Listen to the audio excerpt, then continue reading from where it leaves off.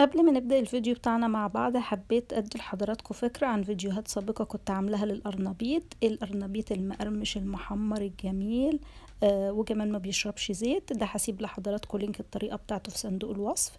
وكمان القرنبيط بالبشاميل وطعمه في منتهى الجمال وروعة. هسيب لحضراتكم لينك الطريقة بتاعته في صندوق الوصف، وكمان في أول تعليق مثبت. السلام عليكم ورحمة الله وبركاته. أهلا وسهلا بحضراتكم في مطبخ نوجة العالمي. يا رب تكونوا كويسين وفي أحسن حال.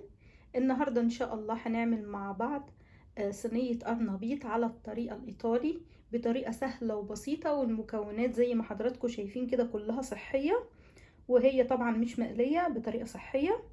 المكونات بتاعتي النهاردة هتبقى عبارة عن وحدة قرنبيط. عندي فلفل الوان. انا جايبه كل الالوان الموجوده اللي لقيتها، احمر واخضر واورنج. واخده من كل واحده نص حبايه من الفلفل الالوان. وعندي كمان وحده جزره صغيره، قطعتها مكعبات صغيره زي ما حضراتكم شايفين كده. هيبقى عندي شويه من الجبنه الموتزاريلا وشوية من البقدونس، انا قطعته قطع صغيرة كده. وهيبقى عندي 2 طماطم قطعتهم مكعبات صغيرة، وبصلة متوسطة الحجم قطعتها برضو مكعبات. وهيبقى عندي طبعا اللي لا غنى عنه الفلفل والملح، وعندي زيت الزيتون. يلا بينا نسمي بسم الله الرحمن الرحيم ونبتدي نعمل اكلتنا الجميلة مع بعض. اول حاجه عملتها ان انا جبت حله وحطيت فيها ميه وملح، وبعدين سبتها لحد لما الميه غليت. وبعدين بعد كده هبتدي احط القرنبيط يستوي. بس القرنبيط انا مش هخليه يستوي عادي كده زي ما لما بنعمله مقلي، لا انا هخليه يستوي زياده شويه. انا هسلقه وهوري لحضراتكم المفروض السوا بتاعه يبقى عامل ازاي لحد لما القرنبيط بتاعنا يتسلق. انا طبعا هستغل الفرصه ونعمل حاجه فيها علشان الاكله كلها تبقى جاهزه في وقت قصير. فجبت طاسه حطيتها على النار، حطيت فيها معلقتين كبار من زيت الزيتون، وبعدين حطيت البصله المتوسطه بتاعتنا اللي هي متقطعه مكعبات، وهبتدي اقلبها لحد لما لونها يبقى اصفر ذهبي، وبعدين هرجع لكم تاني. قلبت البصله بتاعتي لحد لما اخدت اللون اللي حضراتكم شايفينه ده، اصفر كده جولد. هبتدي بقى اخد الفلفل الالوان والجزر وهضيفه عليه كده، وبعدين هبتدي اقلب كده لمده دقيقه واحده.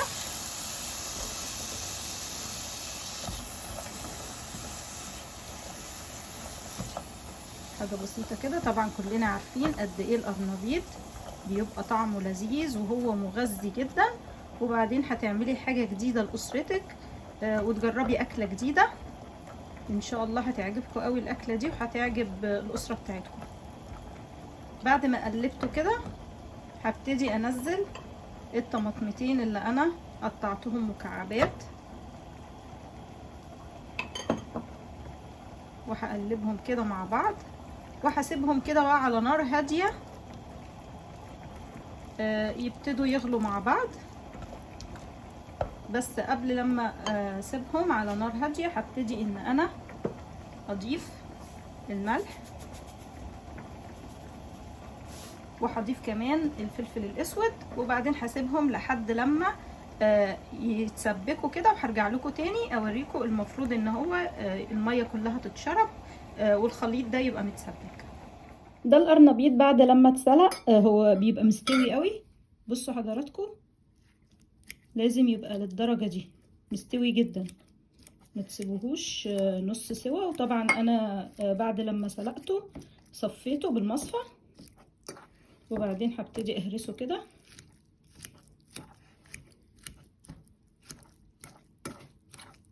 بيتهرس بكل سهولة. بعد كده بقى هبتدي ان انا احط له زيت زيتون، زي معلقتين كبار كده من زيت الزيتون، وشوية من الفلفل الاسود،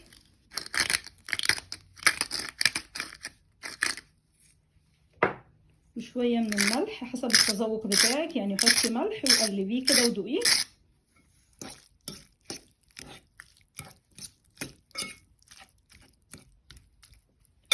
وبعدين هضيف كمان الخضار اللي عملناه مع بعض. بصوا حضراتكم اهو عملته لحد لما وصل للطريقه دي ان هو شرب كل الميه بتاعته وبقى متسبك كده. فهاخد جزء منه حوالي كده تلت منه، التلت بتاعه هاخده احطه هنا.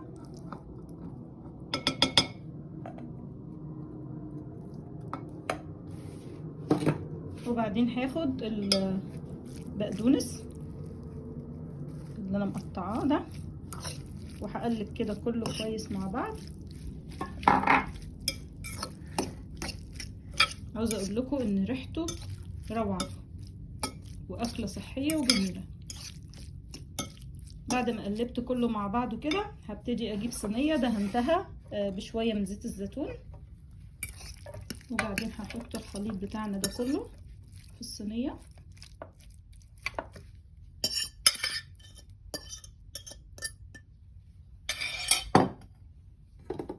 وهبتدي اسويه كده.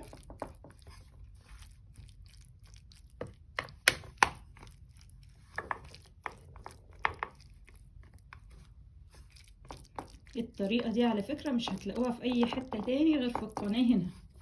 طريقة جميلة ولما تعمليه مش هتبطلي تعمليه، هتعمليه على طول. بعد كده هاخد بقى بقية الفلفل الالوان والطماطم والبصل ده وهبتدي احطه واوزعه فوق الوش.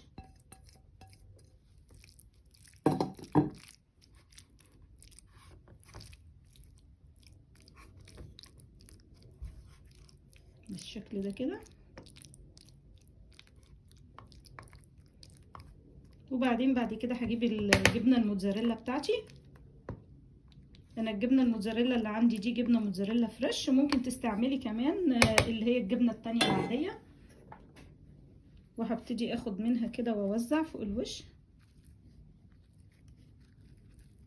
وبعدين هروح احط بقى الصينيه دي في الفرن في درجه حراره متوسطه. هو علشان كل حاجه فيها مستويه ما بياخدش وقت كتير، هو كلها ربع ساعه كده. وارجع اوري لحضراتكم الشكل النهائي للاكله بتاعتنا. ده شكل صينيه القرنبيط بتاعتنا بعد لما بقت جاهزه. وكمان بقى هزوقها كده بشويه من البقدونس الجميل بتاعنا زي ما حضراتكم شايفين. الشكل تحفه.